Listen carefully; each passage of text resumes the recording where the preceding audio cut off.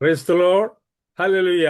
കടന്നു വന്ന എല്ലാ ദൈവമക്കളോടും മിറക്കുലസ് സൺസ് ഓഫ് മിനിസ്റ്ററുടെ നാമത്തിൽ ഞങ്ങളുടെ സ്നേഹവും വന്ദനവും അറിയിക്കുന്നു. അല്പസമയം നമുക്ക് മാന്യ പൈതൽ Priscilla is on the line, പ്രിസ്കില്ലയോട് ചേർന്ന് നമുക്ക് ദൈവത്തെ പാടി സ്തുതിച്ച് മഹത്വപ്പെടുത്താം. Thank you. Priscilla, would you please? Praise the Lord. നമുക്ക് ദൈവനാമത്തിൽ കൂടി വരുവാൻ ലഭിച്ച അവസരത്തിനായി ദൈവത്തിനോട് സ്തോത്രം ചെയ്യുന്നു. എന്നെ ക്ഷണിച്ച മാത്യു അപ്പച്ചനോടും മിറാക്കിൾസ് ഹാൻഡ് ഓഫ് ജീസസിലുള്ള മറ്റെല്ലാവരോടും യേശു ക്രിസ്തുവിൻ്റെ നാമത്തെ വന്ദനം പറയുന്നു. ഈ നിമിഷം നമുക്ക് ദൈവത്തെ സ്തുതിച്ച് ആരാധിക്കാം. നമുക്ക് അറിയാവുന്ന പാട്ട് ചേർന്ന് പാടാം. പാരിൽ പാർക്കുമാർ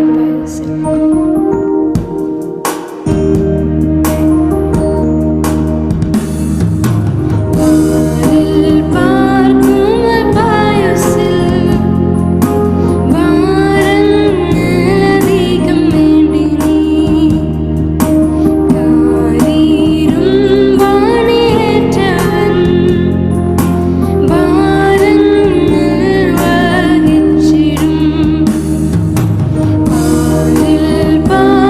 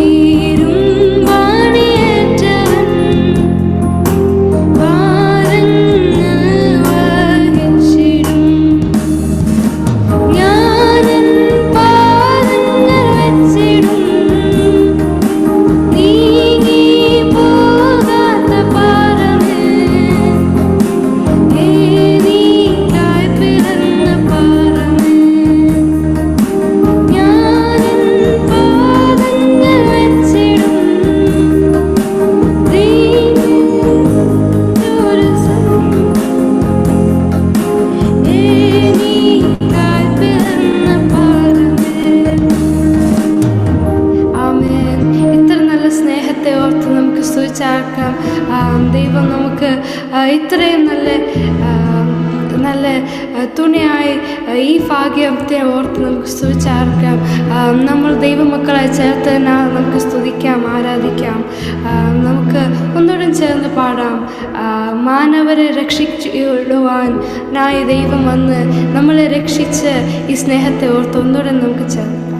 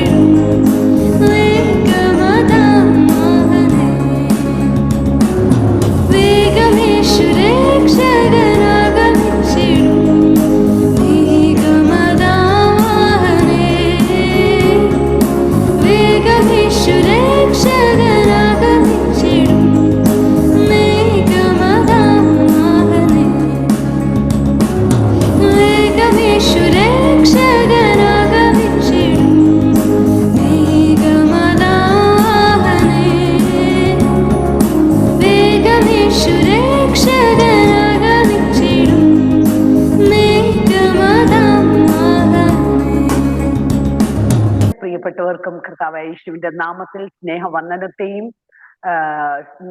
അറിയിക്കുകയാണ്. എല്ലാവരും കർത്താവിൽ ക്ഷേമമായിരിക്കുന്നു എന്ന് വിശ്വസിക്കുകയാണ്.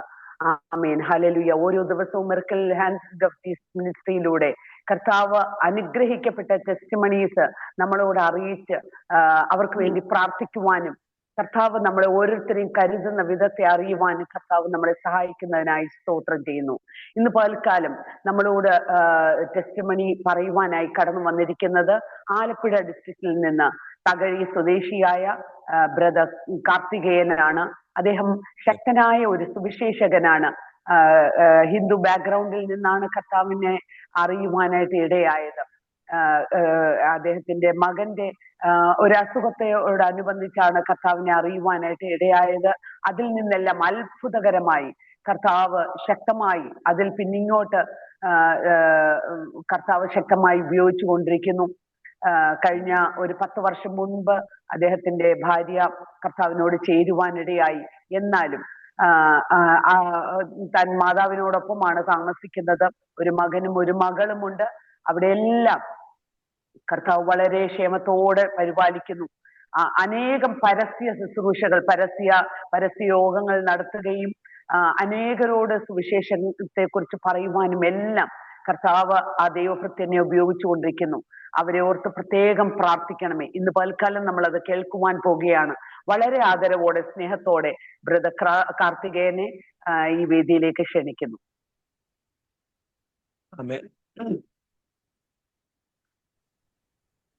ഹല്ലേലൂയ, സ്തോത്രം. കേൾക്കാവോ? കേൾക്കാം. ദൈവത്തിന്റെ അതിപരിശുദ്ധമേറിയ നാമം വാഴ്ത്തപ്പെടുമാറാകട്ടെ. സൂമീറ്റിലായിരിക്കുന്ന എല്ലാ ദൈവമക്കൾക്കും, പ്രതികാൽ പ്രാർത്ഥന ലീഡ് ചെയ്യുന്ന സ്വന്തം ദൈവദാസൻ, ലീഡ് ചെയ്യുന്ന ദൈവദാസി, ഗാനങ്ങൾ ആലപിച്ച ദൈവ പൈതൽ, എല്ലാവർക്കും വീണ്ടും വരുന്നവനായ യേശു ക്രിസ്തുവിന്റെ നിസ്തുല്യമേറിയ നാമത്തിൽ സ്നേഹവന്ദനത്തെ പ്രാരംഭത്തിൽ അറിയിക്കുന്നു. സ്തോത്രം. ഞാൻ സാധാരണ സാക്ഷ്യം പറയുമ്പോൾ ഒരു പാട്ട് പാടിയാണ് സാക്ഷ്യം പറയുന്നത്. എന്നാൽ തുടക്കമായതുകൊണ്ട് നിങ്ങളെല്ലാം വന്ദനം ചെയ്യേണ്ടത് ആവശ്യമായതുകൊണ്ട് ഞാൻ വന്ദനം ചെയ്തുകൊണ്ട് ആദ്യമേ എനിക്ക് തന്ന കൃപയ്ക്കൊത്തവണ്ണം ഞാൻ സാക്ഷ്യവും ദൈവവചനവും പറയുവാൻ ആഗ്രഹിക്കുന്നു. നിങ്ങളെ എനിക്ക് വേണ്ടി പ്രാർത്ഥിക്കുക. കേൾക്കുന്നുണ്ടെന്ന് ഞാൻ വിചാരിക്കുന്നു. സ്തോത്രം. അധികം സൂമീറ്റിലൊന്നും ഞാൻ കയറിയിട്ടില്ല. അപ്പൊ അതിൻ്റെ ആയ എന്താ പറയുക, കുറുവർഷങ്ങൾ കാണും. പ്രത്യേകം ഈ ശാന്തമ്മാമയാണ് എന്നെ ഇതിൽ പരിചയപ്പെടുത്തിയത്. അമ്മാമ്മയുടെ ഒക്കെ സൂം മീറ്റിങ്ങിലൊക്കെ സാക്ഷ്യം പറഞ്ഞിട്ടുണ്ട്. അതുകൊണ്ട് നിങ്ങൾ പ്രാർത്ഥിക്കണം, ദൈവം എന്നെ ഉപയോഗിക്കണം. സ്തോത്രം. ഒന്നുമില്ലായ്മയിൽ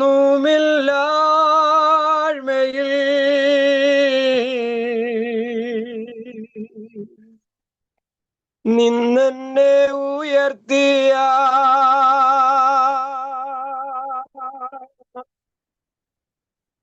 നിൻ സ്നേഹമോർക്കുമ്പോ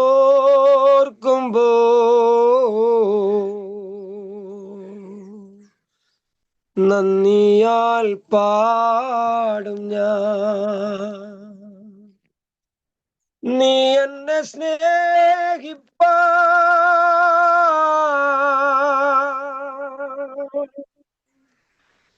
ഞാനെന്തുള്ളൂ നാഥ,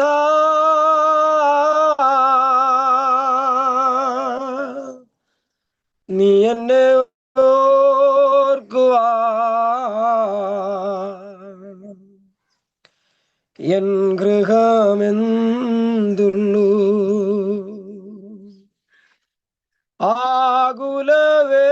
ആകുലവേളകളിൽ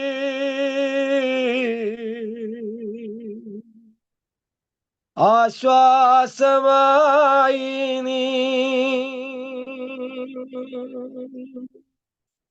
ഭാരത്തിൻ നാളതിൽ അത്താണിയായി നീ. ആകുലവേളകളിൽ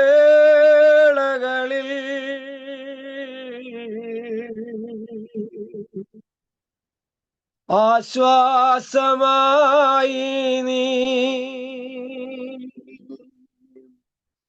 ഭാരത്തിൻ നാളതിൽ അത്താണിയായി നീ. നീ എന്നെ സ്നേഹിപ്പ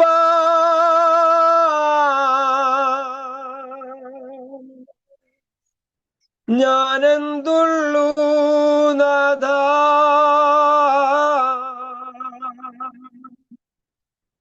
നീ എന്നെ ഓർക്കുവാ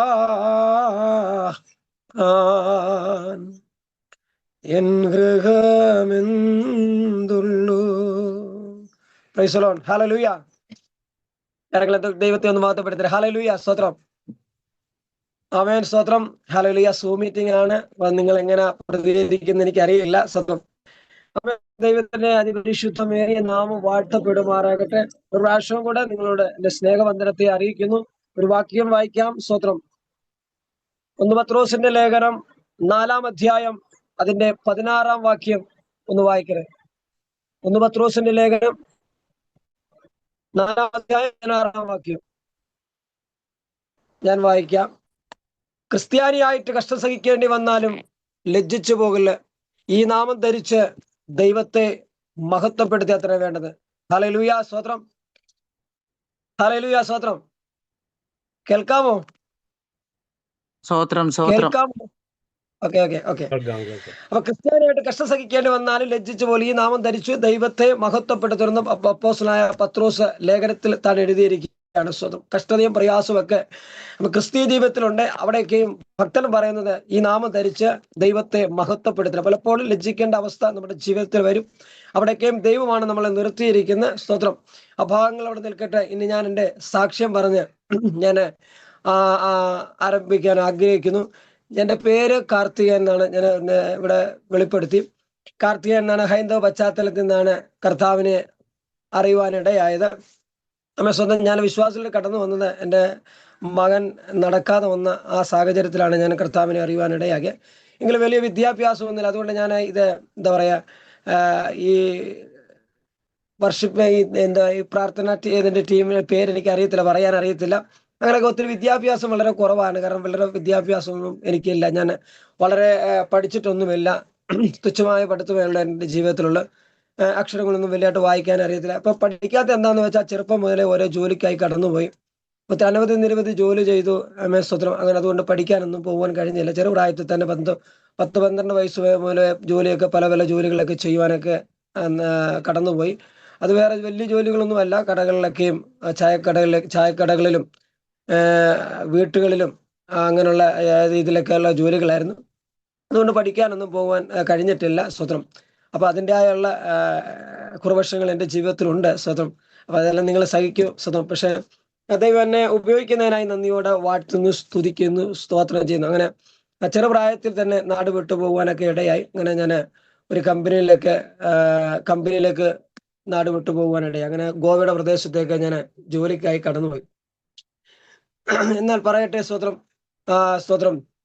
നാട്ടിലായിരുന്ന സമയത്ത് ഒത്തിരി പ്രയാസങ്ങള്, പ്രതിസന്ധികളൊക്കെ എൻ്റെ ജീവിതത്തിലൊക്കെ അടിച്ചിട്ടുണ്ട്. അന്നൊക്കെ ചെറുപ്രായം കൊണ്ടെന്ന് അറിയത്തില്ലായിരുന്നു. സ്വന്തം ഞങ്ങളെ കുടുംബം, എനിക്ക് 3 സഹോദരന്മാരാണ്. 2 ജ്യേഷ്ഠന്മാരും ഒരു ചേച്ചിയാണ്. അമ്മയും അച്ഛനുമുണ്ട്. അങ്ങനെ അവരൊക്കെ ഉള്ളതാണ്. ഏറ്റവും ഇളയതാണ് ഞാൻ. എങ്കിലും ഞാൻ പറയട്ടെ, ഞാൻ ചെറുപ്പം മുതലേ ജോലി ചെയ്യണം, നല്ലൊരു ജോലിക്ക് വേണ്ടി ശ്രമിച്ചു. ജോലി എന്ന് പറഞ്ഞാൽ എനിക്ക് അന്നത്തെ കാലത്ത് ഡ്രൈവർ ആകണമെന്നുള്ള ചിന്തയായിരുന്നു. അങ്ങനെ ഡ്രൈവർ പണിക്കായിട്ട് ഒരു കമ്പനിയിൽ, ചെമ്പിങ് കമ്പനിയിലായിട്ട് ജോലിക്കായി കടന്നുപോയി. അവിടെ അങ്ങനെ എനിക്ക് 10-18 വയസ്സുണ്ട്. ഞാൻ അങ്ങനെ അവിടേക്ക് പോകാൻ തക്കവണ്ണം ഇടയായി. അവിടെ ജോലി ചെയ്തുകൊണ്ടിരിക്കുന്ന കാലഘട്ടത്തിൽ അവിടെ ഒരു പെൺകുട്ടിയെ കാണുവാനിട. അന്ന് എൻ്റെ ജ്യേഷ്ഠതയൊക്കെ എൻ്റെ പെങ്ങളും ഉണ്ട് ജോലിക്ക് അവിടെ കടന്നുപോയി. അങ്ങനെ അവിടെ ഞങ്ങൾ ജോലി ചെയ്തുകൊണ്ടിരിക്കുകയാണ്. അങ്ങനെ ഒരു പെൺകുട്ടിയെ കാണുവാനിടയായി. അങ്ങനെ സ്നേഹിച്ചു. അങ്ങനെ അവിടെ ജോലി ചെയ്തുകൊണ്ടിരുന്ന സമയത്ത് അവിടെ ജോലി വളരെ കുറവായതുകൊണ്ട് വേറൊരു കമ്പനിയിലേക്ക് ജോലിക്കായി കടന്നു പോകാന്ന് പറഞ്ഞ് അങ്ങനെ വേറൊരു കമ്പനിയിലേക്ക് ഞങ്ങൾ കുറച്ച് ആൾക്കാരുണ്ടായിരുന്നു. അവരെ വേറൊരു കമ്പനിയിലേക്ക് കടന്നുപോയി. അപ്പൊ കടന്നുപോയി കഴിഞ്ഞപ്പം ആ കമ്പനി ചെന്നപ്പോൾ അവിടെ ജോലി ഇല്ലാത്തതുകൊണ്ട് വളരെ ഭാരപ്പെട്ടു. അവിടുന്ന് പറഞ്ഞ് ജോലി ഇവിടെ കുറവാന്ന് പറഞ്ഞ് അങ്ങനെ ഞങ്ങൾ വേറൊരു കമ്പനിയിൽ നിന്നാണ് ആ കമ്പനിയിലേക്ക് പോകാനിടയായി. അപ്പോഴേക്ക് ഞാൻ പെൺകുട്ടിയെ സ്നേഹിക്കുന്നുണ്ടായിരുന്നു. അങ്ങനെ കടന്നുപോയി. അവിടെ ചെന്ന് അവിടെ ജോലിയില്ലെന്ന് പറഞ്ഞ് ഞങ്ങളെ കൊണ്ടുപോയ ആൾ പറഞ്ഞ് എന്ത് ചെയ്യും, അടുത്തൊരു സ്ഥലത്തേക്ക് പോകാമെന്നും പറഞ്ഞ് അങ്ങനെ കറങ്ങി കാസർഗോഡിന്റെ പ്രദേശത്തേക്ക് കടന്നു വരുവാനിടയായി. കാസർഗോഡ് പ്രദേശത്തേക്ക് കടന്നു. അവിടെ ചെന്നപ്പോൾ അവിടെ ബിൽഡിംഗ് പണിയുണ്ട്. പക്ഷെ അവിടെ റൂമുകളൊന്നും കിട്ടാറില്ല. വീടുകളൊക്കെ അനവധി ഉണ്ട്. പക്ഷെ അവർ തരത്തില്ല. അവർ പറഞ്ഞ് ഫാമിലി ആയിട്ടുള്ളവർക്ക് വീട് കൊടുക്കൂ എന്ന് പറയുവാനിടയായി. അപ്പം ഞാൻ സ്നേഹിക്കുന്ന ഒരു കുട്ടിയുണ്ട്. അങ്ങനെ വേറെ മറ്റുള്ള പിള്ളേരും ഉണ്ട്. അപ്പൊ എന്നോട് ഞങ്ങളെ കൊണ്ടുപോയ വ്യക്തി പറഞ്ഞു, നിങ്ങളൊരു പണി ഇപ്പം റൂം ഫാമിലികളൊക്കെ കൊടുക്കുന്നുണ്ടെങ്കിൽ നിങ്ങൾ സ്നേഹിക്കുന്നവരല്ലേ, അപ്പൊ നിങ്ങൾ വിവാഹം കഴിക്കുമെന്ന് പറഞ്ഞ് അവര് വിവാഹം കഴിക്കാൻ പറഞ്ഞ് കല്യാണം കഴിക്കുക, അപ്പൊ നിങ്ങൾക്ക് റൂം കിട്ടുമെന്ന് പറഞ്ഞു. അങ്ങനെ അവിടെ നിന്ന് പറഞ്ഞ് കല്യാണം കഴിച്ചു. അപ്പൊ ഞങ്ങൾ കല്യാണം കഴിച്ചാന്ന് പറഞ്ഞ ആ വീട്ടുകാരോട് പറഞ്ഞു. അങ്ങനെ ആ റൂം ഞങ്ങൾക്ക് വീടുകൾ തന്നു. അങ്ങനെ ഞങ്ങളുടെ ജീവിച്ചു പോകുന്ന കാലഘട്ടം. എന്നാൽ ഞാൻ ഇവിടുന്ന് നാട് വിട്ടാണ് ഗോവയുടെ പ്രദേശത്തേക്ക് കടന്നു പോകാനിടയായ. ഞാൻ ആ ചേച്ചി അവിടെ ഗോവയുടെ പ്രദേശത്തുണ്ടായിരുന്നു. ഞാൻ അവിടുന്ന് വേറെ കമ്പനി പോകുന്ന ചേച്ചി പോലും അറിയാതെ ഞാൻ വന്നു. ഒരിക്കൽ പിന്നെ ഞാൻ നാട്ടിൽ വന്നായിരുന്നു. നാട്ടിൽ വന്നിട്ട് അമ്മ എനിക്ക് ഇച്ചിരി, ഞാൻ പറഞ്ഞു അമ്മ വീണ്ടും ഞാൻ കമ്പനിയിലേക്ക് പോവാ, ഞാൻ ജോലിക്ക് പോവാന്ന് പറഞ്ഞ അമ്മ ഒരു പശു ഉണ്ടായിരുന്നു, പശുവിനൊക്കെ വിറ്റ് ആ പൈസയാണ് എനിക്ക് തന്നെ. അങ്ങനെ ഞാൻ വേറൊരു കമ്പനിയിലേക്ക് കടന്നു പോകാനായിട്ട് ഞാനിവിടെ ആരോടും പറഞ്ഞില്ല. അങ്ങനെ അങ്ങനെ അവിടെ നിന്നാണ് ഇങ്ങനെ ഗോവയുടെ പ്രദേശത്തേക്ക് കടന്നു വരുവാനായിട്ട്, അങ്ങനെ അല്ല ആ പൈസ എടുത്തുകൊണ്ട് പോയാണ് ഞാൻ ആ കമ്പനിയിൽ നിന്ന് വേറൊരു കമ്പനിയിലേക്ക് പോകുവാനിടയായി. എന്നാൽ അവിടെ നിന്ന് വന്നാണ് ഞാൻ കാസർഗോഡ് വന്നപ്പോഴാണ് ഇങ്ങനൊരു സംഭവം ഉണ്ടായത്. എന്നാൽ പിന്നെ എനിക്ക് നാട്ടിലേക്ക് വരുവാൻ താല്പര്യമില്ലായിരുന്നു. കാരണം രണ്ട് ചേട്ടന്മാരും ഒരു ചേച്ചിയും നിൽക്കുമ്പോൾ ഞാനാണ് വിവാഹം കഴിച്ചത്. എനിക്ക് നാട്ടിലേക്ക് വരുവാൻ കഴിയത്തില്ല സ്വതം. കാരണം ഒന്നാമത് ഞാൻ പഠിച്ചുകൊണ്ടിരിക്കുന്ന സമയത്താണ് ഞാൻ നാട് വിട്ടു പോയത്. സ്വതം പഠിത്തം നിർത്തിയിട്ട് 8ാം ക്ലാസ് വരെ പഠിച്ചു. അപ്പൊ ചോദിച്ചു 8ാം ക്ലാസ് വരെ പഠിച്ചെന്ന് പറയുമ്പോൾ നിങ്ങൾ പറയും 8ാം ക്ലാസ് വരെ പഠിച്ചില്ലേ എന്നൊരു ചോദ്യം ചോദിക്കും. സ്വതം 8ാം ക്ലാസ് പഠിച്ചത് 18 വയസ്സിലും 19 വയസ്സിലൊക്കെ 8ാം ക്ലാസ്സിൽ പഠിച്ചാലുള്ള പഠിത്തത്തിന്റെ ഗുണം നിങ്ങൾക്ക് മനസ്സിലായി കാണും സ്വതം. പക്ഷെ ഞാൻ ദൈവവചനം പ്രസംഗിക്കുമ്പോൾ പലപ്പോഴും എൻ്റെ ദൈവദാസന്മാരൊക്കെ പറയാറുണ്ട്, ഇതെങ്ങനെ ഈ ദൈവവചനം എല്ലാം പഠിച്ചു വെച്ചിരിക്കുന്നു ചോദിക്കുമ്പോൾ ഞാൻ പറയാറുള്ള കാര്യങ്ങളുണ്ട്. യഹോഭക്തി ജ്ഞാനത്തിന്റെ ആരംഭമാകുന്നു സ്വതം. ലോകത്തിന്റെ കാര്യങ്ങൾ എനിക്ക് പറയാനറിയത്തില്ല, പക്ഷെ കർത്താവിന്റെ വചനം എനിക്ക് എൻ്റെ നാവിൽ ദൈവം തന്നിട്ടുണ്ട് സ്വതം. അതുകൊണ്ട് സ്വതം സങ്കീർത്തനം 19-ാം സങ്കീർത്തനം അതിന്റെ 7-ാം വാക്യം വായിക്കുന്ന യഹോവയുടെ ന്യായപ്രമാണം തികവുള്ളത്, അത് പ്രാണനെ തണുപ്പിക്കുന്ന യഹോവയുടെ സാക്ഷ്യം വിശ്വാസമാകുന്നു, അത് അല്പബുദ്ധിയെ ജ്ഞാനിയാക്കുന്നു. അപ്പൊ അല്പബുദ്ധിയെ ജ്ഞാനിയാക്കുന്ന ദൈവത്തിന്റെ വചനമാണ് സ്വതം. അതുകൊണ്ട് നിങ്ങൾ കേൾക്കുമ്പോൾ നിങ്ങൾ കേട്ട് ഇരിക്കുകയല്ല, ദൈവത്തെ മഹത്വപ്പെടുത്തുകയും ദൈവത്തെ സ്തുതിക്കുകയും ചെയ്യണം. അതുകൊണ്ട് നിങ്ങൾ പ്രാർത്ഥിച്ചെങ്കിൽ മാത്രമേ എനിക്ക് വല്ലതും പറയുവാൻ, കർത്താവിന്റെ വചനം പറയുവാനും സാക്ഷ്യം പറയുവാനും കഴിയത്തുള്ളൂ. അപ്പോൾ നിങ്ങൾ ചോദിക്കുക, ദൈവദാസനെ ഇന്നലെ നിങ്ങൾ പ്രാർത്ഥിച്ചില്ല എന്നൊരു ചോദ്യം നിങ്ങളുടെ ഹൃദയത്തിന്റെ ഉള്ളിൽ നിന്നും വരുവാനിടയാണ്. കാരണം അത് ചോദിക്കുന്നതിൽ കാര്യമില്ല. സ്വതന്ത്രം ഞാൻ നിങ്ങളുടെ പ്രാർത്ഥന ചോദിക്കുന്നതിൽ വലിയ കുഴപ്പമില്ല. കാരണം എന്ന് വെച്ചാൽ 14 ലേഖനം എഴുതി അപ്പോസ്തലനായ പൗലോസ് പറയുകയാണ്, നിങ്ങൾ എനിക്ക് വേണ്ടി പ്രാർത്ഥിക്കണം. എഫേസ് ലേഖനം 6-ാം അധ്യായം അതിന്റെ 19-ാം വാക്യം വായിക്കുമ്പോൾ, ഞാൻ ചങ്ങല ധരിച്ച് സ്ഥാനാപതിയായി സേവിക്കുന്ന സുവിശേഷത്തിന് പരമ പ്രാഗൽഭ്യത്തോടെ അറിയിപ്പാൻ എന്റെ വായ് തുറക്കുമ്പോൾ എനിക്ക് വചനം ലഭിക്കേണ്ടതിന്, അതിൽ പ്രാഗൽഭ്യത്തോടെ സംസാരിക്കേണ്ടതിന് നിങ്ങൾ എന്ത് ചെയ്യണം? നിങ്ങൾ പ്രാർത്ഥിക്കണം. അപ്പൊ നിങ്ങൾ പ്രാർത്ഥിച്ചുകൊണ്ടിരിക്കണം. എനിക്ക് ഞാൻ പറഞ്ഞില്ല, ഞാൻ സൂം മീറ്റിംഗ് ആയതുകൊണ്ട് എനിക്ക് അല്ലാത്താണെങ്കിൽ നമുക്ക് മനസ്സിലാക്കല്ലോ, പ്രതികരണം നമുക്ക് മനസ്സിലാക്കാൻ പറ്റും സ്വതം. എങ്കിൽ സ്വതം നിങ്ങൾ നമ്മളുള്ള ബന്ധമാണ് സ്വതം. ഞാൻ പറയുന്ന ഒരു കാര്യം കൊണ്ട് ഞാൻ പറഞ്ഞു, നമ്മളെ ആരാധിക്കാനാണ് ദൈവം നമ്മളെ വിളിച്ചു വേർതിരിച്ചത്. അതുകൊണ്ടാണ് സ്വതം 2 കൊരിന്ത്യർ ലേഖനം 6-ാം അധ്യായം അതിന്റെ 19-ാം വാക്യം, ദൈവത്തിന്റെ ദാനമായത് പരിശുദ്ധാത്മാവിന്റെ മന്ദിരമാകുന്ന ശരീരമെന്നും നിങ്ങളെ വിലയ്ക്ക് വാങ്ങിയിരിക്കുന്ന നിങ്ങൾ ദാന്താങ്ങൾക്കുള്ളവരല്ല, ആകയാൽ നിങ്ങളുടെ ശരീരം കൊണ്ട് ദൈവത്തെ മഹത്വപ്പെടുത്തും.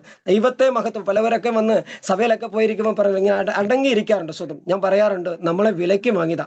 ഞാൻ ഈ കൊട്ടുന്ന ഒരു സാധനമുണ്ട്, ഞാൻ അവിടെ പലപ്പോഴും ഇത് കൊട്ടിക്കൊണ്ട് ഞാൻ പരസ്യവും ചെയ്യുന്നത്. അപ്പൊ ഇത് കൊണ്ടുപോകുമ്പോൾ എന്നോട് പറയും, ദൈവദാസനെ ഈ ഒരു സാധനം കൊണ്ടുവരണം എന്ന് പറയും. അപ്പൊ ഞാൻ കൊണ്ടുവരുന്നിട്ട് ഞാനിത് കൊട്ടിയില്ലെങ്കിലുള്ള സ്ഥിതി എന്ന് ആലോചിച്ച് അവർ പറയത്തില്ലേ സ്വന്തം വിലയ്ക്ക്. എനിക്കൊരു ദൈവദാസൻ IPC ഒരു ദൈവദാസൻ ഞാനിങ്ങനെ കൊട്ടുന്നതാണ്. പിന്നെ വേറൊരു ഇതേപോലത്തെ മറ്റൊരെണ്ണം ഉണ്ടായിരുന്നു, അത് പൊട്ടിപ്പോയപ്പം എനിക്ക് ഒരെണ്ണം മേടിച്ചു തന്ന. പിന്നെ ഞാൻ ഇതും കൊണ്ട് അവിടെ ചെല്ലുമ്പം ഞാൻ ഇത് വെക്കാതെ ഞാൻ അല്ലാതെ ഒരു പാട്ട് പാടിക്കഴിഞ്ഞാൽ ആ ദൈവദാസന് വിഷമം ഉണ്ടാകത്തില്ലേ?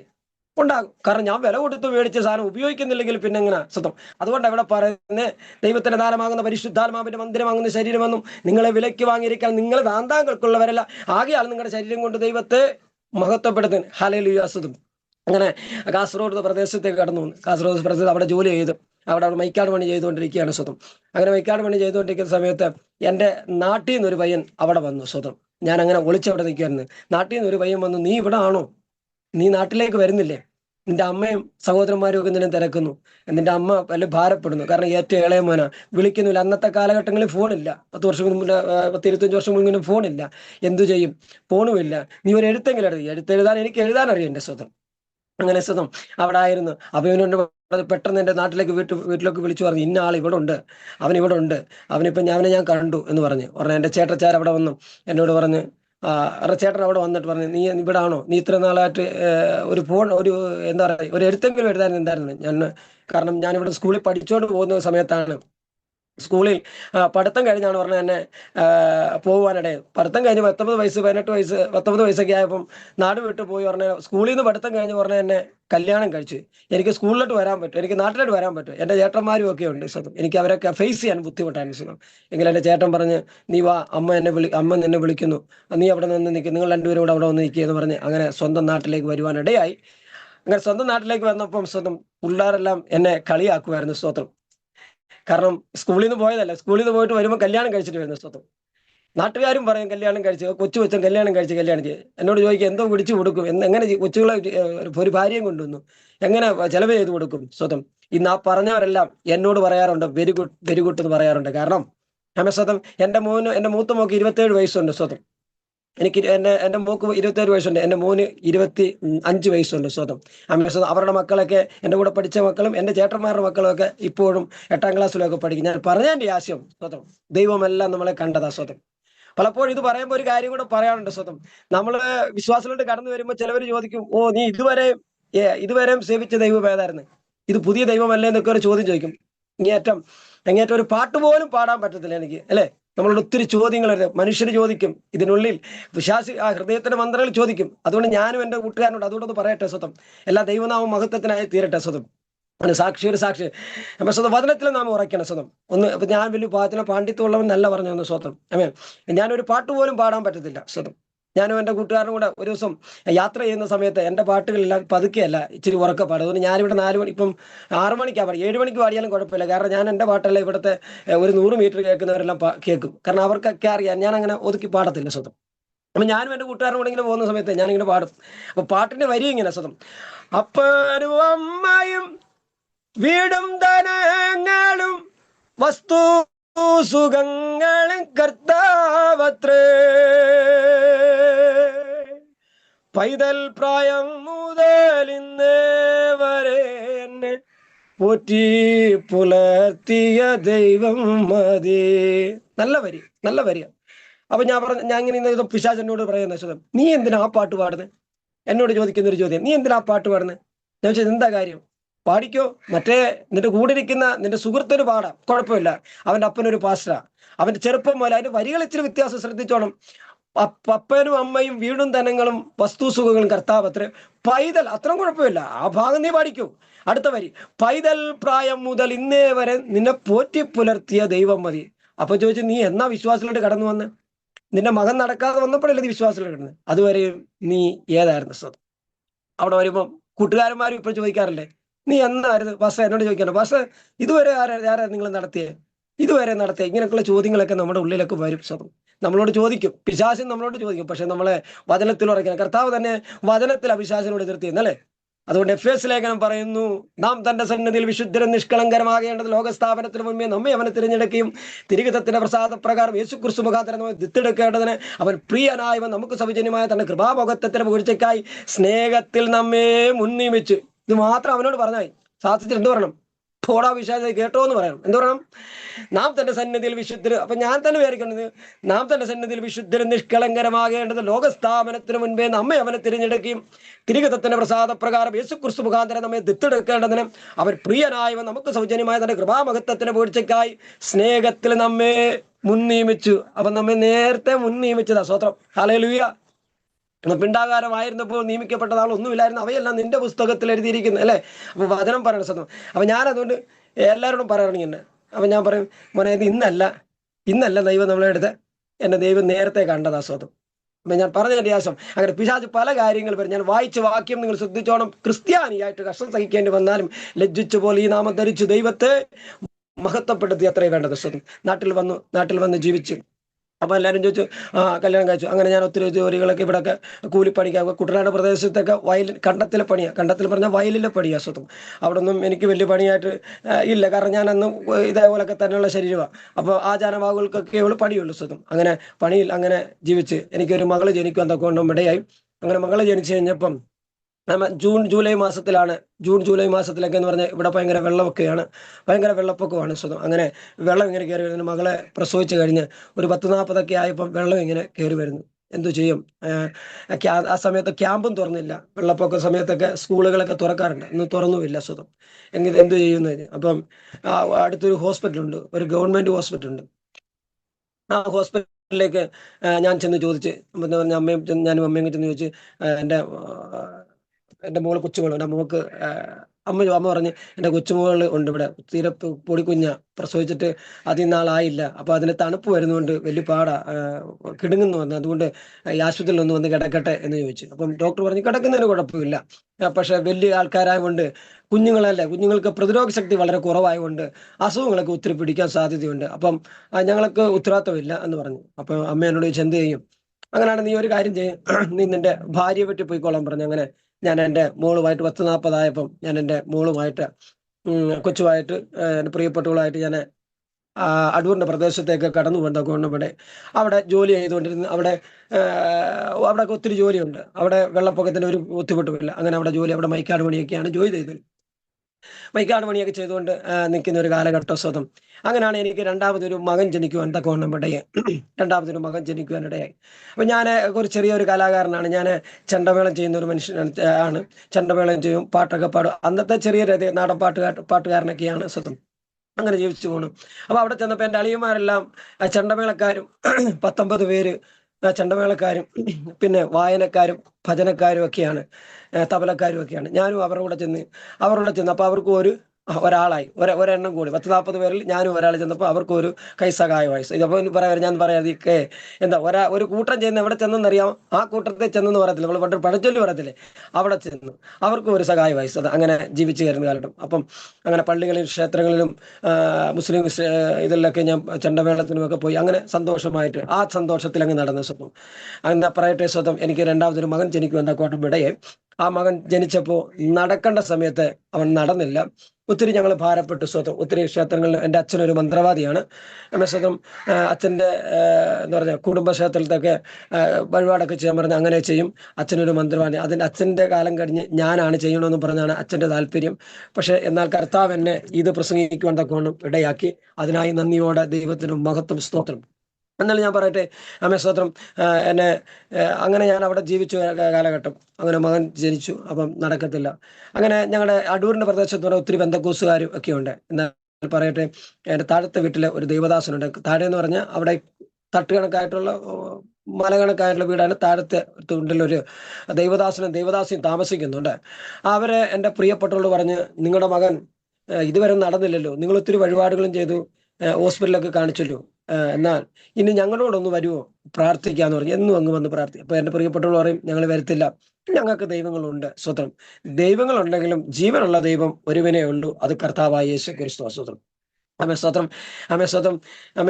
അതുകൊണ്ട് വരണമെന്ന് പറഞ്ഞു. നമ്മൾ വരത്തില്ലെന്ന്. അങ്ങനെ എപ്പോഴും ഇവരങ്ങ് വന്ന് പറയുമായിരുന്നു. അതുകൊണ്ട് എനിക്ക് പരസ്യവും ചെയ്യുമ്പോഴും ചെയ്യുന്നവിടെ 2-3 പ്രാവശ്യം ചെയ്താലും ഒന്നും ഭയമില്ല. കാരണം ഇന്നിപ്പോ നിരാശയില്ല. കാരണം ഇതേപോലെ ആയിരുന്നു നമ്മൾ സ്വന്തം അല്ലെ. നമുക്ക് കർത്താവ് പറഞ്ഞൊരു കാര്യമുണ്ട്, നിങ്ങളങ്ങ് ചെയ്താൽ പറഞ്ഞാൽ മാത്രമേ, നിങ്ങൾ എന്താ പറഞ്ഞത്, സ്വർഗത്തിലും ഭൂമിക്കലും സകലാധികാരങ്ങളും നിങ്ങൾ നൽകപ്പെട്ടിരിക്കുന്നു. ആകയാൽ നിങ്ങൾ പുറപ്പെട്ട് പിതാവിന്റെയും പുത്രന്റെ പരിശുദ്ധാത്മാവിന്റെ നാമത്തിൽ സ്നാനം കഴിപ്പിച്ച് ഞാൻ നിങ്ങളോട് കൽപ്പിച്ചതൊക്കെയും പ്രമാണിക്കാൻ തക്കവണ്ണം സകല ജാതികളെയും സൃഷ്ടിച്ചു. അപ്പം സുവിശേഷം അറിയിക്കുക എന്നുള്ള പ്രവർത്തിക്കുന്ന ദൈവം. നമ്മൾ എത്ര എന്താ പറയുക, ചിലവർ പറയാറുണ്ട്, പണം കൊടുത്താണ് പണം കൊടുത്തത്. പണമല്ല സ്വതം, പണം കൊടുത്തൊന്നും വരുന്നതല്ല സ്വതം. അവന്റെ ഹൃദയത്തിൽ ടച്ച് ചെയ്യുമ്പോഴാണ് ദൈവത്തിന്റെ അങ്ങനെ പിതാവ് ആകർഷിക്കാതെ ആരും വരത്തില്ല. അപ്പൊ അതുകൊണ്ട് നിരാശയില്ല. അപ്പൊ ഇതെന്ന് പറഞ്ഞ പോലെ ഈ ദൈവദാസി എപ്പോഴും അങ്ങ് എൻ്റെ പ്രിയപ്പെട്ടവരോടൊന്ന് പറയും, വാ കർത്താവിനെ അറിയും, ഞങ്ങളോടൊന്ന് പ്രാർത്ഥനിക്കുക. പ്രാർത്ഥനയ്ക്ക് വന്നാൽ നിങ്ങളുടെ മകൻ നടക്കും എന്ന് പറയാനിടയായി സ്വതം. ഞാൻ അങ്ങനെ എൻ്റെ പ്രിയപ്പെട്ടവർ എപ്പോഴും ഇങ്ങനെ പറച്ചിലുണ്ട്. എൻ്റെ പ്രിയപ്പെട്ടവർ പറഞ്ഞേ എന്നാ ഒന്ന് പോവാന്നും പറഞ്ഞ് അവരുടെ വീട്ടിൽ ഒരു കോട്ടേജ് മീറ്റിംഗ് നടക്കുന്നു. അപ്പൊ ആ കോട്ടേജ് മീറ്റിംഗ് നടന്നപ്പം എൻ്റെ പ്രിയപ്പെട്ടവർ പറഞ്ഞ് പോവാന്ന് പറഞ്ഞ്. അപ്പൊ ഞാൻ ഞങ്ങളുടെ ജ്യേഷ്ഠത്തിയുടെ കൂടാണ് താമസിക്കുന്നത്. ജ്യേഷ്ഠത്തി അപ്പൊ എൻ്റെ മോനെ മേളിൽ ഇങ്ങനെ കിടത്തിയിരിക്കുക. അവര് ജോലി ചെയ്യാൻ വേണ്ടി തുണിയൊക്കെ ഇളക്കാൻ വേണ്ടി കൊണ്ടുപോകും. അപ്പൊ എൻ്റെ പ്രിയപ്പെട്ടവൾ താഴെ പ്രാർത്ഥനയ്ക്കായി കടന്നു പോകും. അപ്പൊ ഇടയ്ക്ക് കുഞ്ഞുങ്ങളെ വന്ന് നോക്കണം. നമ്മൾ ജോലി ചെയ്യുമ്പോഴേ ഇടയ്ക്ക് കുഞ്ഞുങ്ങളെ വന്ന് നോക്കുമല്ലോ, ഉറങ്ങിക്കിടക്കുന്ന കുഞ്ഞുങ്ങളെ നോക്കുമല്ലോ. അങ്ങനെ ഇടയ്ക്ക് കുഞ്ഞിനെ നോക്കാൻ വേണ്ടി എൻ്റെ ജ്യേഷ്ഠത്തെ അങ്ങോട്ട് വന്ന് നോക്കുമ്പോൾ എൻ്റെ മോൻ ഇങ്ങനെ ഭിത്തിയിലിങ്ങനെ പിടിച്ചു നിൽക്കുവാനിടയായി. സ്തോത്രം. പലപ്പോഴും ഞങ്ങൾ ഇവനെ പിടിച്ചിങ്ങനെ നിർത്തിയിട്ട് ഇങ്ങനെ വിടും. അപ്പൊ അവൻ ബാലൻസ് നിൽക്കുമെന്ന് അറിയാൻ വേണ്ടി. പക്ഷെ നിന്നിട്ടില്ല.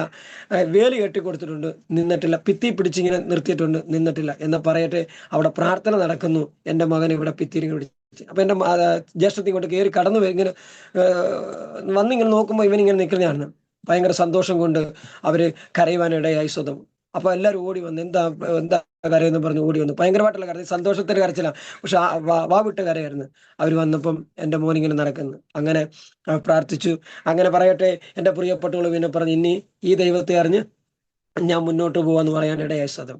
ഇനി ഈ ദൈവത്തെ ഞാൻ മുന്നോട്ട് പോകാന്ന് പറയും. എന്നോട് പറഞ്ഞ് വരുന്നില്ലേ എന്ന് പറഞ്ഞു. നമ്മുടെ മോൻ നടന്നില്ലേ എന്ന് പറഞ്ഞു. ഞാൻ പറഞ്ഞു ഞാൻ വരുന്നില്ല, നീ പോയിക്കോ, എനിക്കൊരു പരാതിയില്ലെന്ന്. അമ്മേ സ്വതം. അങ്ങനെ അങ്ങനെ അവൾ എന്നോട് എപ്പോഴും പറയും, ബാബ നമുക്ക് കർത്താവിനെ അറിയാം. പക്ഷെ എന്താ പറയുന്നത് പറഞ്ഞാൽ, യോശുവ പറഞ്ഞു ഞാനും എൻ്റെ കുടുംബം ഞങ്ങൾ യഹോവയെ സേവിക്കും എന്ന് പറയണമെങ്കിൽ കുടുംബമായിട്ട് നമ്മൾ ദൈവത്തെ അറിയണം. അപ്പൊ അതൊന്നും എനിക്ക് അന്ന് അറിയത്തില്ലായിരുന്നു സ്വതം. അപ്പൊ ഇവരെന്നോട് പറഞ്ഞു വാ എന്ന് പറഞ്ഞു. പക്ഷെ ഞാൻ പറഞ്ഞു ഞാൻ വരത്തില്ലെന്ന് പറഞ്ഞു. ഈ ദൈവദാസി എന്നോട് പറഞ്ഞ് നിങ്ങളുടെ മകൻ നടന്നില്ല, അതല്ലേ ഏറ്റവും വലുത്. അപ്പൊ എന്നോട് പറഞ്ഞ് നിങ്ങളെ വാ എന്ന് പറഞ്ഞു. ഞാൻ പറഞ്ഞു ഞാൻ വരത്തില്ലെന്ന് പറഞ്ഞു. അപ്പൊ എന്നോട് വെച്ച് എന്താ നിങ്ങൾ വരാത്ത, നിങ്ങൾക്ക് വല്ലോ എന്താ കാര്യം, നിങ്ങൾക്ക് തീരുമാനം വല്ലോട്ടുണ്ട്. അപ്പൊ ഞാൻ തീരുമാനമില്ല, എപ്പോഴും പറഞ്ഞുകൊണ്ട് ഞാൻ പറഞ്ഞു എനിക്കൊരാഗ്രഹമുണ്ട്, ആ ആഗ്രഹം സാധിച്ചാൽ ഞാൻ കർത്താവിനെ അറിയാന്ന് പറഞ്ഞു. അപ്പൊ എന്നോട് പറഞ്ഞു എന്താ എന്ന് ചോദിച്ചു. അപ്പൊ എന്നോട് ഞാൻ പറഞ്ഞ് ഇത് ഞാൻ പറയുമ്പോൾ നിങ്ങൾക്ക് അതിന്റെ ഉത്തരം മനസ്സിലായി കാണും. പക്ഷെ ഞാൻ പറഞ്ഞു ഞാനൊരു മേശരി ആകണമെന്ന് പറഞ്ഞു. സിമ്പിൾ ആയിട്ടുള്ള കാര്യമല്ലേ. അപ്പൊ നിങ്ങൾക്ക് അതിന്റെ ഉത്തരം കിട്ടി. മേശരി ആകണമെങ്കിൽ എന്ത് ചെയ്യണം, കുറച്ച് നാൾ ഹെൽപ്പറായിട്ട് പോയി കഴിഞ്ഞാൽ മേശരിയായി. അങ്ങനെയാണെങ്കിൽ ഞാൻ എത്ര നാള് മൈക്കാട് പണി ചെയ്തിട്ടുണ്ട്, 6-7 വർഷം ഞാൻ മൈക്കാട് പണി ചെയ്തിട്ടുണ്ട്. ഇതുവരെ മേശരി ആയിട്ടില്ല. ഇനി അത് പറയാൻ കാര്യം എന്ന് പറഞ്ഞു കഴിഞ്ഞാൽ വേറെ ഒന്നും അല്ല സ്വതം, അതിന്റെ ദൈവം ചെയ്തൊരു അത്ഭുതം പറയാൻ വേണ്ടിയാണ് ഞാൻ അത്രയും സമയം മാറ്റി വെക്കുന്നത് സ്വതം. എന്നാ പറയട്ടെ അമ്മേ സ്വതം. അപ്പൊ ഞാൻ മേശരി ആകണം. അപ്പൊ ദൈവം പറഞ്ഞു അങ്ങനെയാണ് ഞങ്ങളോട് പ്രാർത്ഥിക്കുക, എന്റെ കർത്താവ് നിങ്ങളെ മേശരി ആക്കുമെന്ന് പറഞ്ഞു. അങ്ങനെ ഞാൻ മേശരി ആയിട്ട് ഞാൻ കടന്നു. അപ്പൊ ഞാൻ പറഞ്ഞതിന് ശേഷം ഞാൻ 6-7 വർഷം ഞാൻ മൈക്കാട് പണി ചെയ്തിട്ട് എന്നെ മേശരി ആക്കിയിട്ടില്ല സ്വതം. കാരണം ആ സമയത്താണ് എൻ്റെ കോൺട്രാക്ടറിന്റെ, ഞാൻ പഴയ കോൺട്രാക്ടറിന്റെ അനന്തരവൻ ജോലിക്കായി കടന്നു വരുന്നു. അപ്പൊ ജോലി അവനില്ല, അവര് മറ്റുള്ള ജോലി ചെയ്യുന്ന ആളാ. അപ്പൊ ജോലി ഇല്ലാതെ കടന്നു വന്നപ്പം കറണ്ട് പോലും പിടിക്കാൻ അറിയാൻ മേലാത്തവനെ പിടിച്ച് മേശരിയാക്കി എന്നെ ഹെൽപ്പറുമാക്കിയിരിക്കുക സ്വതം. ഞാൻ തേക്കും, ഭിത്തി തേക്കും, കട്ട കെട്ടും. അപ്പൊ എനിക്ക് വിഷമമില്ലേ. അവന്റെ കൂട്ടുകാരന്മാർ എന്നോട് ചോദിക്കും ഇത്ര നാളുമായിട്ട് മേശരി ആയില്ലേ എന്നൊക്കെ എന്നോട് ചോദിക്കും. അപ്പൊ ഞാൻ അവരോട് വിഷമത്തോടെ പറയുന്ന ഒരു കാര്യമുണ്ട്, എന്താണെന്നറിയോ, എനിക്ക് അമ്മാച്ചന്മാരും കൊച്ചച്ചന്മാരും ചിറ്റപ്പന്മാരും ആരുമില്ല മേശരിയായിട്ട് പിടിച്ചു നിർത്താൻ. അതുകൊണ്ട് എനിക്ക് ആരുമില്ലെന്ന് പറയും. എന്നാൽ ഞാൻ പറയട്ടെ, ഈ ദൈവദാസി അവരുടെ ഭർത്താവിന്റെ കൂട്ടുകാരനോട് പറഞ്ഞു ഈ പുള്ളി ഒന്ന് പണിക്കായിട്ട് കൊണ്ടുവന്നു. അങ്ങനെ ഞാൻ കുറച്ച് നാളെ പുള്ളിയുടെ ഒരു 2 മാസം എങ്ങാണ്ട് ഞാൻ പുള്ളിയുടെ ഹെൽപ്പർ പണി ചെയ്തു. 3-10 ഒരു കോളേജിന്റെ പണിയാണ്. എന്നോട് പറഞ്ഞു മേശരിയായിട്ട് കയറിക്കോളാൻ പറഞ്ഞു. ഞാൻ ഇത് പറഞ്ഞതിന്റെ എന്താന്ന് വെച്ചാൽ തകഴി പഞ്ചായത്തിൽ ഒരു ഡിസൈൻ മേശരി വേണമെന്ന് ചോദിച്ചാൽ അവർ പറയുന്ന ഒരു പേരേ ഉള്ളൂ. അത് ഏതവരോട് ചോദിച്ചാലും, ജാതി മത വർണ്ണ വർഗ്ഗ വ്യത്യാസമില്ലാതെ ഏത് മനുഷ്യരോട് ചോദിച്ചാലും പറയുന്ന ഒരു പേരാണ് കാർത്തികേയ എന്ന് പറയും. ഞാൻ കിണറൊക്കെ പൂക്കോട്ടയാക്കും, സൈറ്റ് റമ്മാക്കും. ഒരു മനുഷ്യനെയാണെങ്കിലും ഇപ്പം പണിയാറില്ല. ഇപ്പൊ കർത്താവിന്റെ വേലയ്ക്ക് മാത്രമേ ഉള്ളൂ, ഇപ്പം ജോലി ചെയ്യാറില്ല സ്വതം. ഞാൻ പറഞ്ഞതിന്റെ ആശയം സ്വതം. ഇന്ന് ചെറിയൊരു മേശരി പറഞ്ഞാണ് ഇന്ന് വലിയൊരു മേശ. ഏത് ഡിസൈൻ പണി വന്നാൽ ഇവിടെ തകഴി ദേശത്ത് ഡിസൈൻ പണിയുന്ന എന്നോട് ചോദിച്ചിട്ടുണ്ട്, എന്നോട് ചോദിക്കും. അപ്പൊ കാരണം എല്ലാവരും പറയും ഇന്നാളുണ്ടെന്ന് പറഞ്ഞു. അന്ന് ഞാൻ ചെറിയൊരു മേശരിയാകാൻ പറഞ്ഞ എന്നെ വലിയൊരു മേശരിയാക്കിയ സ്വതം. അമ്മേ സ്വതം. ഞാൻ പറഞ്ഞിരുന്നു നമ്മുടെ ആഗ്രഹങ്ങളെ മാനിക്കുന്ന ഒരു ദൈവം. പക്ഷെ ഇപ്പൊ ഒന്നും എനിക്കല്ല പ്രശ്നം അല്ലെ. ഓരോ സോറി ഇതൊന്നുമില്ല എനിക്കിപ്പം പ്രശ്നം. എനിക്ക് കർത്താവിനെ ഉയർത്തുകയാണ് സ്വതം. അങ്ങനെ സ്വതം ആ നാട്ടിൽ അവിടെ ആയിരുന്നു. പിന്നെ മകന് ഇങ്ങനെ അസുഖങ്ങളൊക്കെ ഒത്തിരി ഉണ്ടാകും. പിന്നെ ചന്നിയുടെ അസുഖം ഉണ്ടാകും, കൂട്ടിന്റെ അസുഖം. അങ്ങനെ ബെൻസീർ ഹോസ്പിറ്റലിൽ മാസം തോറും കാണിക്കാൻ പോകുമായിരുന്നു സ്വതം. എന്നാ പറയട്ടെ 3 വർഷം മരുന്ന് കൊടുക്കണമെന്ന് പറഞ്ഞ അവിടെ സ്വതം 3 മാസം പോലും പോയില്ല സ്വതം. അന്ന് ഞങ്ങളുടെ ദൈവദാസം പ്രാർത്ഥിച്ചു സ്വതം. അന്ന് മാസം തോറും ഒരു പ്രാർത്ഥന വെക്കും. ആ പ്രാർത്ഥന നടത്തിക്കൊണ്ടിരുന്ന സ്വതം. പിള്ളേർക്ക് വേണ്ടി നടത്താൻ പറഞ്ഞ് അങ്ങനെ നടത്തി. എന്ന് പറയട്ടെ 3 മാസം കഴിഞ്ഞപ്പോൾ എന്നോട് പറഞ്ഞു ഇനി ഗുളിക കൊടുക്കണമെന്ന് പറഞ്ഞു. അങ്ങനെ ഇന്ന് വരെയും ഗുളിക കഴിച്ചിട്ടില്ല സ്വതം. എന്നാൽ അവനെ പോലുള്ള അസുഖങ്ങളുള്ള ഒത്തിരി കുഞ്ഞുങ്ങൾ ഈ ദേശത്തുണ്ട് സ്വതം. എങ്കിൽ സ്വതം പറയട്ടെ അവന് പൂർണ്ണ സൗഖ്യം ദൈവം കൊടുക്കുവാനൊക്കെ ഇവിടെ സ്വതം. എങ്കിൽ അവിടെ ഒത്തിരി പ്രയാസങ്ങളും പ്രതിസന്ധികളും ഒക്കെ ഞാൻ കടന്നുപോയി സ്വതം. എനിക്ക് കാലിനൊരു അസുഖം ഉണ്ടായി സ്വതം. പെട്ടെന്ന് ഞാൻ അവിടുന്ന് പിന്നെ ഞാൻ അവരുമായിട്ടുള്ള ബന്ധം നിർത്തി. ഞാൻ കർത്താവിനെ അറിഞ്ഞു ഞാൻ വേറൊരു വീട്ടിലേക്ക് വാടകയ്ക്കായി താമസിക്കാൻ പോയി. അവിടെ ചെന്നപ്പോൾ എനിക്ക് പെട്ടെന്ന് കാലിനൊരു വേദന ഉണ്ടായി കഴിഞ്ഞപ്പം ഭയങ്കര ഭാരമായിരുന്നു സ്വതം. 3 മാസം ഞാൻ ജോലിക്ക് പോയില്ല. ഞാൻ പോയെങ്കിലല്ലേ ഉള്ളൂ വീട്ടിൽ ആഹാരം കഴിക്കാൻ പറ്റൂ. എങ്കിലും ഞാൻ പോയില്ല. എന്നാൽ ഞാൻ പറയട്ടെ പണിക്ക് പോകുന്നതിനെക്കാട്ട് ശ്രേഷ്ഠമായി ദൈവം എന്നെ നടത്തുവാൻ തക്കവണ്ണം ഇടയായി. അത് വചനത്തിന് നിവൃത്തിയ. വചനം പറയുന്നു ബാലസുകൾ ഇരുകിട്ടാതെ വിശന്നിരിക്കും, യഹോവയെ അന്വേഷിക്കുന്നവർക്ക് ഒരു നന്മയ്ക്കും കുറവില്ല സ്വതം. ഞാൻ ജോലിക്ക് പോകുന്നതിനെക്കാട്ട് ശ്രേഷ്ഠമായി ദൈവം എന്നെ നടത്തുന്നത്. അങ്ങനെ ഞങ്ങളുടെ അവിടെ ആയിരുന്ന സമയത്ത് ഞാൻ പറഞ്ഞു ഇനി കർത്താവിനെ അറിഞ്ഞ് ഒത്തിരി പേര് എൻ്റെ കൂട്ടുകാരന്മാരൊക്കെ ഞാൻ അവിടുന്ന് പോയി കഴിഞ്ഞപ്പോൾ ഒത്തിരി കളിയാക്കുകയൊക്കെ ചെയ്തു, നിന്ദിക്കുകയൊക്കെ ചെയ്തു. പക്ഷെ അതൊന്നും എനിക്ക് പ്രശ്നമല്ലായിരുന്നു. ഞാൻ എൻ്റെ കർത്താവിനെ മുറുക്കെ പിടിച്ചു. ഭർത്താവ് എൻ്റെ വലം കൈ പിടിച്ചു. ഞാൻ പിടിച്ചെന്ന് പറയാൻ പറ്റത്തില്ല, കർത്താവ് നമ്മുടെ വലം കൈ പിടിച്ചിരിക്കുക സ്വതം.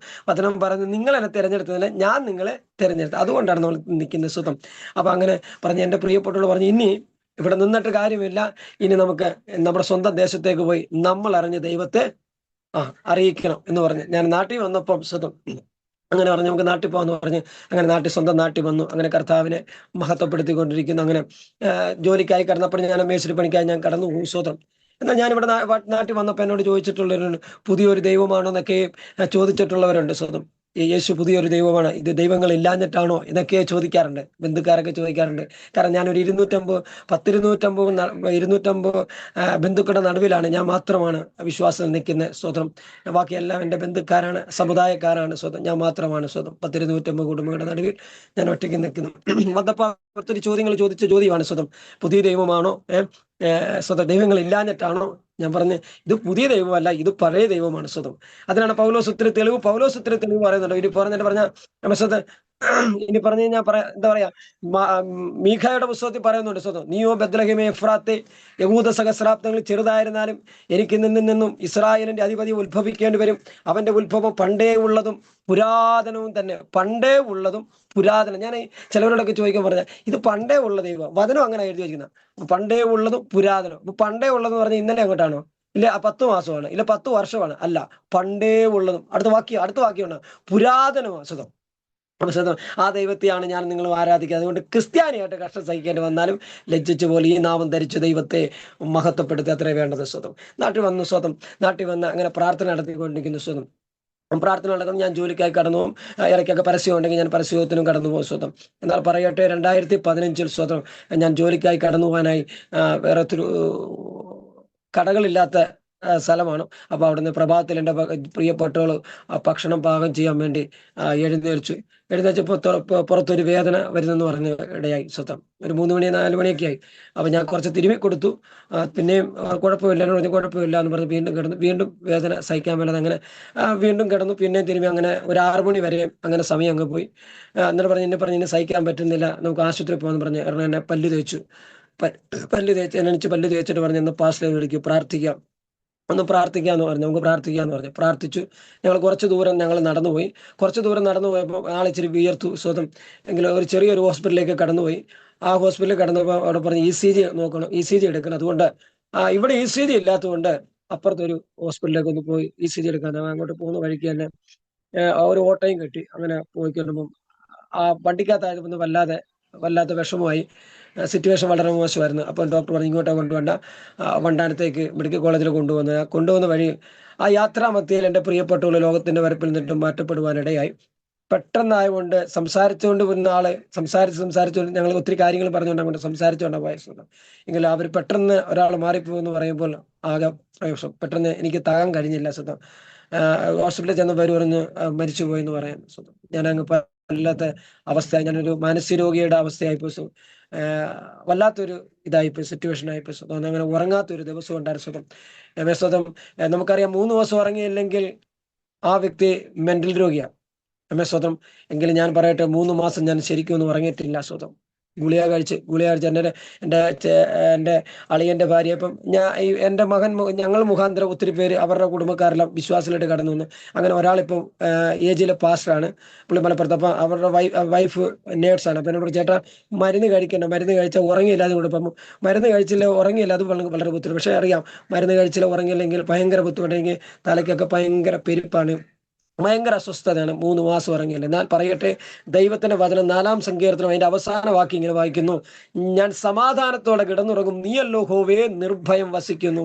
ആ വചനമാണ് സ്വന്തം എന്നെ ഉറക്കുവാൻ തക്കവണ്ണം. ഇവിടെ ഞാൻ അനേകരോട് പറയേണ്ട, കൂട്ടുകാരന്മാരും പറയാറുണ്ട്, ഇന്നൊരു വചനമുണ്ട്, ഉറങ്ങിയില്ലെങ്കിൽ ഇന്നൊരു വചനം എൻ്റെ സുഹൃത്ത് പറഞ്ഞ് ഞാൻ കേട്ടിട്ടുണ്ടെന്ന് പറയാറിടയായി. സ്വന്തം ഇങ്ങനെ വചനം പറഞ്ഞു, ഞാൻ സമാധാനത്തോടെ കിടന്നുറങ്ങി, നീയല്ലോ യഹോവേ നിർഭയം വസിക്കാൻ. അങ്ങനെ മാനസിക പ്രശ്നത്തിലായിരുന്നു. സ്വതം പറയട്ടെ, പെട്ടെന്നായതുകൊണ്ട് ഞാൻ ഭാരപ്പെട്ടു. സ്വതം എല്ലാവരും സ്വതം ചോദിച്ചു, പുതിയ ദൈവത്തെ അറിഞ്ഞിട്ടല്ലേ, അതിനെ വിട്ടുപോയിട്ടല്ലേ എന്നൊക്കെയുള്ള ചോദ്യം ചോദിച്ചിട്ടുണ്ട്. വചനം പറയുന്നു, ക്രിസ്ത്യാനിയായിട്ട് കഷ്ടം സഹിക്കേണ്ടി വന്നാലും ലജ്ജിച്ചു പോലെ ഈ നാമം ധരിച്ച് ദൈവത്തെ മഹത്വപ്പെടുത്തേണ്ട അത്രേ വേണ്ടത്.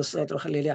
ഇതൊക്കെ പൗലോസിന്റെ ഭാഷയിൽ പറഞ്ഞ അതൊക്കെ നൊടി നേരത്തേക്കുള്ള അല്ലെ, അതേ സ്വന്തം നൊടി നേരത്തേക്കുള്ള പൗലോസ് പറയാം, നൊടി നേരത്തേക്കുള്ള ലഘുവായ കഷ്ടം അത്യന്തമനവധിയായി ദൈവത്തിന്റെ ദേഹത്തിന് നിത്യകനം ലഭിപ്പാൻ ഹേതുവായി കാണുന്നതിനല്ല കാണാത്തിനത്തിന് നോക്കിക്കൊണ്ടിരിക്കുന്നത്. കാണുന്നത് എന്തുവാ? താൽക്കാലികമാണ്. ഇതെല്ലാം മായ. സലോമോൻ പറഞ്ഞു ഇതെല്ലാം മായ. സ്വതം ഇവിടുത്തെ ജീവിതം 70-80, നമുക്ക് അവിടുത്തെ ജീവിതം എത്രാന്ന് ഓർത്ത് നമ്മൾ സന്തോഷപ്പെടണം. സ്വതം അതുകൊണ്ട് നൊടി നേരത്തേക്ക് കഷ്ടവസതം. അതുകൊണ്ട് പറഞ്ഞ് ക്രിസ്ത്യാനിയായിട്ട് കഷ്ടം സഹിക്കേണ്ടി വന്നാലും ലജ്ജിച്ചു പോലും ഈ നാമം ധരിച്ച് ദൈവത്തെ മഹത്വപ്പെടുത്തേർത്തിന് വേണ്ടത് സ്വതം. എനിക്ക് ഒത്തിരി രോഗങ്ങളുണ്ട് സ്വതം. കിഡ്നി സ്റ്റോൺ ഉണ്ടായിരുന്നു സ്വതം. ഈ അടുത്ത സമയത്ത് അടുത്ത 2 വർഷത്തെ മുൻപായിരുന്നു ചെവിയിൽ ഇൻഫെക്ഷൻ ആയി സ്വതം.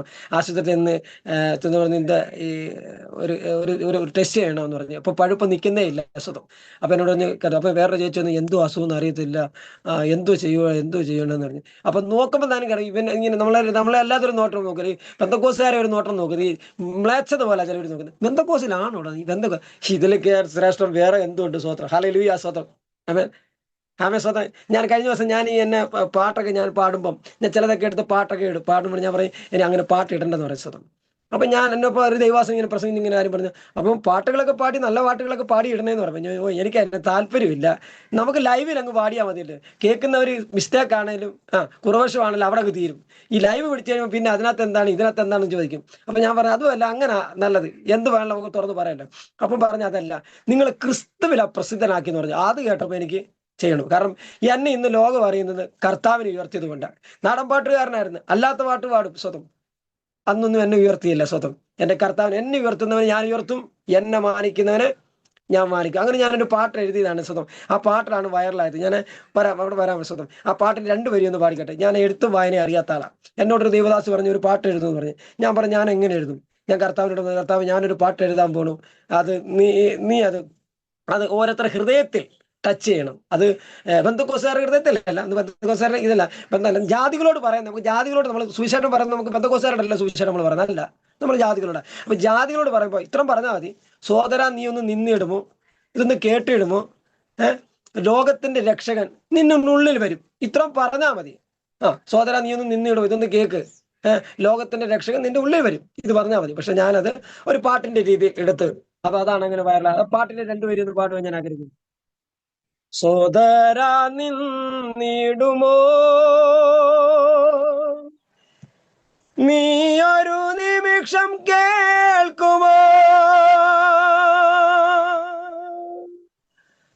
ലോകത്തിലെ രക്ഷകനെ നിന്റെ ഉള്ളത്തിൽ വന്നിടുമേ,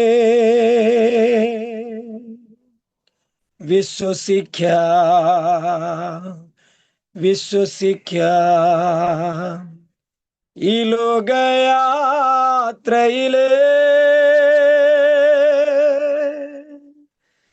നിന്നുള്ളിലെ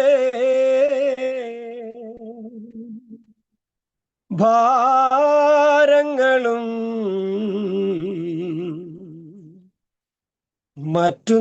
മറ്റൊന്നൊരേശുണ്ട്, നിന്നുള്ളിലെ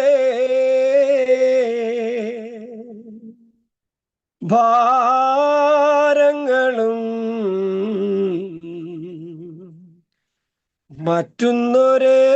മറ്റൊന്നൊരേശുണ്ട്. കുരുടനു കാഴ്ചയുമേ പിന്നെ രോഗിക്ക് വൈദ്യനുമേ,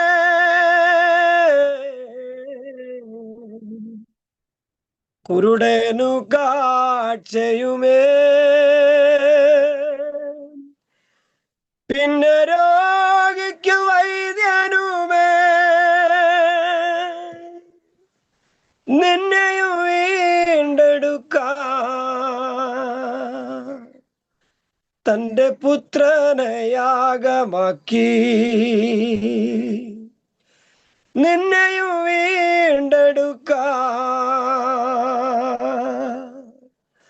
തന്റെ പുത്രനെ യാഗമാക്കി.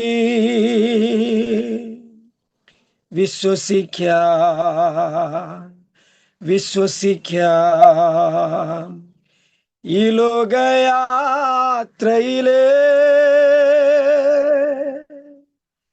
നിന്നുള്ളിലെ ഭാരങ്ങളും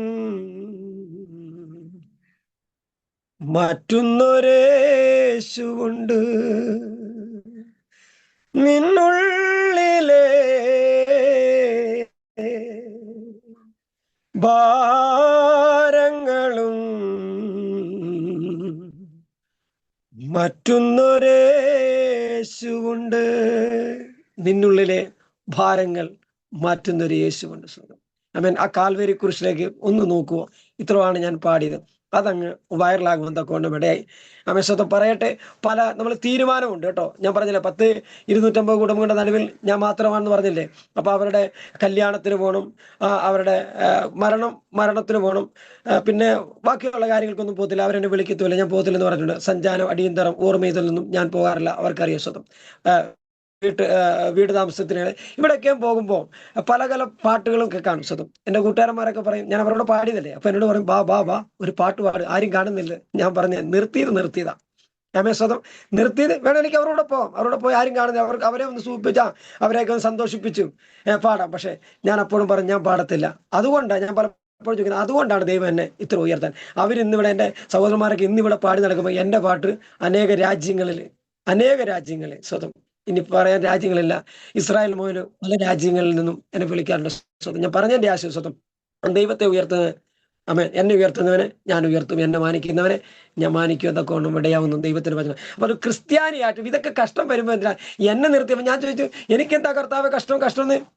ഞാൻ അടുത്തൊരു വീട്ടിൽ പോയിരിക്കാൻ പറ്റത്തില്ല. എൻ്റെ സഹോദരന്മാർക്കില്ല. അവിടെ പോയിരിക്കുമ്പോൾ അണ്ണൻ എന്താണ് ഇത്ര കഷ്ടം, അണ്ണൻ എന്താണ് ഇത്ര രോഗം ഇന്നൊക്കെ നമ്മളോട് ചോദിച്ച് നിരാശപ്പെടും. ഞാൻ അപ്പോൾ അവിടെയൊക്കെ ഇയ്യോബിനെ കുറിച്ച് പറയും. അവർക്ക് അറിയത്തില്ല ഇയ്യോബിനെ കുറിച്ച് ഞാൻ പറയും. എന്നാൽ ഞാൻ അവിടെ നിന്ന് ഇങ്ങോട്ട് വരുമ്പം ഞാൻ കണ്ണുനീരോടാണ് വരുന്നത്. കർത്താവ് എന്താ. എന്നാൽ എൻ്റെ കർത്താവ് എൻ്റെ പ്രിയപ്പെട്ടവളുള്ള സമയത്ത് ഞാൻ പ്രാർത്ഥിക്കാനിരിക്കും. എൻ്റെ ഈ ചെറിയ മുറിയാട്ടോ, എൻ്റെ 2 മുറിക്കുള്ള വീടാ. അപ്പൊ ഈ മുറിയിലിരുന്ന് ഞാൻ പ്രാർത്ഥിച്ചുകൊണ്ടിരുന്ന സമയത്ത് ഒരു ശബ്ദം ഞാനിങ്ങനെ കേട്ടു. അപ്പൊ എൻ്റെ പ്രിയപ്പെട്ടവൾ വലിയ ജോലി ചെയ്തു. ഞാനിങ്ങനെ പാടി പ്രാർത്ഥിച്ചപ്പോൾ എന്നോട് പറഞ്ഞു, എനിക്കൊരു ശബ്ദം കേട്ടു. ആ ശബ്ദം ഇങ്ങനെയാണ്, എൻ്റെ കൃപ നിനക്ക് മതി, എൻ്റെ ശക്തി ബലഹീനത തികഞ്ഞത്. അപ്പൊ ഞാൻ ചോദിച്ചു, എൻ്റെ പ്രിയപ്പെട്ടവൾ ആരാ ഇവിടെ വന്നെന്ന് ചോദിച്ചു. ആരും വന്നില്ലെന്ന് പറഞ്ഞു. പക്ഷെ ഞാനിങ്ങനെ ഒരു ശബ്ദം കേട്ടെന്ന് പറഞ്ഞു, എൻ്റെ കൃപ നിനക്ക്. അത് കഴിഞ്ഞാണ് എൻ്റെ പ്രിയപ്പെട്ടവളൊക്കെ മരിച്ചു. അപ്പൊ മനസ്സിലായി, എൻ്റെ കൃപ നിനക്ക് മതി. അപ്പൊ എന്നോട് എല്ലാവരും ചോദിക്കാറുണ്ട്, എങ്ങനെ പിടിച്ചു നിൽക്കുന്നു. എൻ്റെ കൂട്ടുകാരന്മാരൊക്കെ ചോദിക്കാറുണ്ട് സ്വന്തം, ഈ പ്രയാസത്തിലും പ്രതിസന്ധിയിലും ഒക്കെ നമ്മെ സ്വന്തം ഈ കഷ്ടതയൊക്കെ വന്നപ്പോഴൊക്കെ എങ്ങനെ പിടിച്ചു നിൽക്കുന്നതൊക്കെ എന്നോട് ചോദിക്കാറുണ്ട് സ്വന്തം. അപ്പൊ ഞാൻ പറഞ്ഞ, കർത്താവ് എന്നോട് നേരത്തെ പറഞ്ഞ ഒരു കാര്യമാണ്, എൻ്റെ കൃപ നിനക്ക് മതി, എൻ്റെ ശക്തി ബലഹീനത തികഞ്ഞത്.